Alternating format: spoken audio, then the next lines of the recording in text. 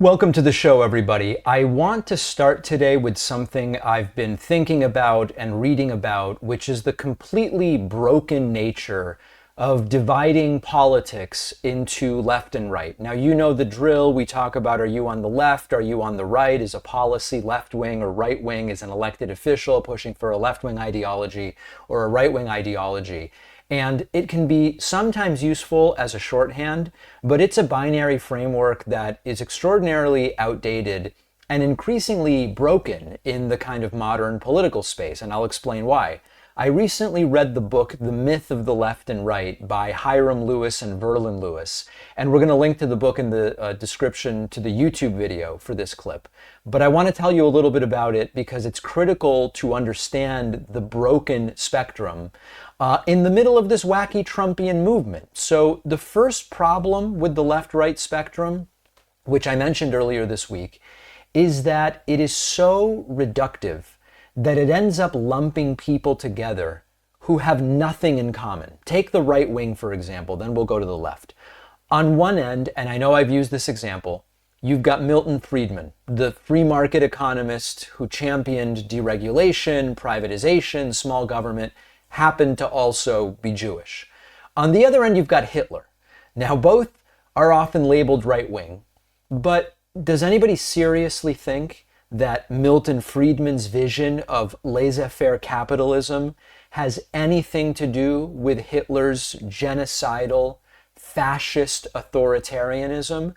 But the left-right spectrum doesn't really care. It's just kind of like neither of them is on the left, so I guess that they're on the right. Now, you see a lot of the same contradictions on the left as well. Take Bernie Sanders and Hugo Chavez or Nicolas Maduro. Both are often labeled left-wing, but does anyone really believe that Bernie's social democracy, democratic socialism, he may actually says he goes a little further, the focus is Medicare for all, free college.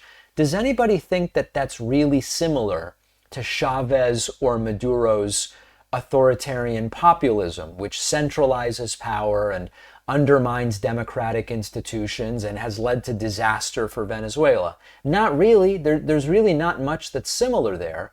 But again, the left-right political spectrum doesn't care. It kind of says like, it's close enough. The second problem with the spectrum is how the labels end up getting weaponized. If you call someone far or extreme left or far or extreme right, you're rarely describing policy positions or actual beliefs. You're kind of like slapping a scarlet letter on them. And I'm guilty of this myself to a degree because not using these shorthands is often just a lot more complicated. And we'll get to that in a moment. But often what we mean is you're extreme and therefore you are wrong, rather than really evaluating the ideas that people are kind of grappling with. So the key point is the left-right spectrum fails to describe people, and it fails to really explain policy. It distorts our understanding of politics. Let's look at Tucker Carlson, who I think is a great example right here. Tucker Carlson's rhetoric, at least, is that of an economic populist. He's skeptical of big business. He's anti-war. These are positions that almost sound like they would be on the left in the just binary left-right spectrum. But he's also a so-called culture warrior. He's against wokeism. He's against immigration to a great degree. So does that put him on the left or on the right? The standard binary political spectrum doesn't really do well with that. Now don't get me wrong. Tucker's policy ideas are terrible. No matter what you call them, they are terrible ideas. But the label is really lacking in this political environment. Then you get to somebody like an Elon Musk. Elon Musk is a billionaire capitalist, loves free markets, doesn't like unions. Pretty classic right wing on the traditional spectrum. But he's also a climate change activist to a degree who supports carbon taxes and wants to get us off of gas-powered vehicles. Those are often considered left-wing positions. Now, more accurate might be Elon's a technocratic libertarian or something like that. But it's kind of still lacking as a description. And then we get to Donald Trump. If you were on the left, like I consider myself to be, You might feel the need to say Trump is far right, he's extreme right, to kind of justify why he's bad, why we don't like him. But the truth is that Trump's unsuitability for office is not really about whether he's left or right.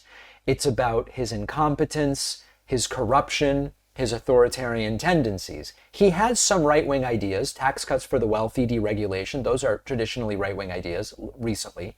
He also has tendencies that at least historically were associated with the left. His occasional populist rhetoric on trade, his inconsistent but more recently consistent opposition to foreign wars if defined in a certain way. Now, whether Trump is genuine in those views, that's a different question, but let's pretend for a moment that he is. We have to understand that his blatantly authoritarian impulses, attacking the press, undermining democratic norms, trying to overturn an election, those do fall more squarely into what we consider right wing. So the point here is Trump's flaws are not really tied to some ideological label. He has some ideas that historically have been more left wing, but his implementation would be incompetent and corrupt. And this is really tied to who Trump is. He's flawed and unfit for the presidency. But if we just reduce Trump to right wing, we're really kind of missing the bigger picture. Now, what's the alternative to this left-right spectrum? What Lewis and Lewis argue in the book is we've got to get beyond the binary and really think about politics in terms of values and priorities. What do they care about? What trade-offs are they willing to make? Where are they on individual freedom versus collective responsibility? What are their values? So if we apply that to Trump, scary. What are Trump's values and priorities? There's greed. Trump's entire career has been built on self-enrichment, the shady business deals, funneling money into his properties, all of that stuff. There's ego. He needs adulation. He's obsessed with crowd sizes. He can never admit a mistake. A thirst for power would be what defines Trump, relentlessly trying to consolidate authority and undermine checks and balances and punish anyone who dares to question him. And that gets us to another major value, which is loyalty over competence, filling his administration with yes people, firing anybody who dares to tell him the truth. So those are really the values. They're not overtly left or right. They're just bad values that hurt the average person and hurt the country. And that's really the point. Trump's unsuitability for office, to me, is less about ideology. He has bad policy ideas, but it's less about his ideology being objectively or exclusively left-wing or right-wing. The left-right spectrum is oversimplified, and Trump's lack of respect for democracy is a much bigger problem than where he is on that spectrum. Now, what if we want a better model? I'll give you one option, and I'll warn you that I don't think at all that this is perfect, but it's an option that gives us a little more context. It's the political compass four-quadrant system. Rather than just left and right, which is extraordinarily limited and oversimplified, one of the most promising alternatives is this two-axis political compass system, and it looks at economic policy. Are you on the authoritarian or libertarian side? I'm on the libertarian side on economic policy. And then social policy. Are you on the liberal versus the conservative side on social policy? Being against gay marriage being legal is a conservative social policy belief. It could match up with more authoritarian or libertarian economic policy. So this is way better. Even this framework probably oversimplifies the complexity of human political belief, but it is significantly improving upon the one-dimensional left-right spectrum, which really reduces politics to a tug of war between two teams. Now, we should also mention, even if we were to evaluate someone like a Donald Trump here, it's a sort of it depends, because Trump has expressed economic libertarianism on some issues, like deregulation. Trump has expressed economic authoritarianism on other issues, like the government should be able to tell a business like Twitter what they should or shouldn't allow on their platform. That's economic authoritarianism. On the social side, Trump doesn't strike me as homophobic, really, but on the issue of trans, he certainly seems to have a problem. So anyway, the point here is, one of the difficulties is figuring out exactly what people really believe versus what they're willing to say. The other part of it is that things are far more complicated than left and right. What I will try to do on the show, and it's tough to do it, I'm going to try to be more precise, and this is why we talk about, anarcho-libertarian technocrats, maybe, to talk about like a Peter Thiel. Right wing is just so lacking as a descriptor.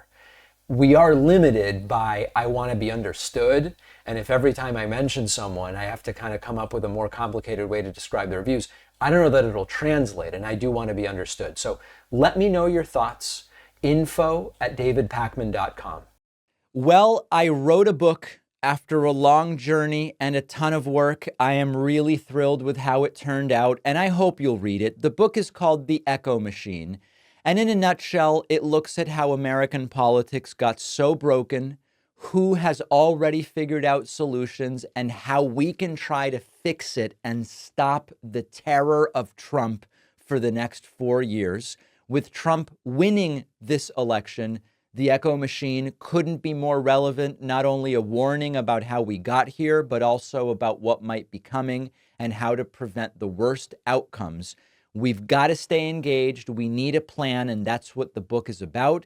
There's a belief out there that unless you have corporate media behind you, you can't have a successful political book launch, that it's not possible. I think we can prove that wrong.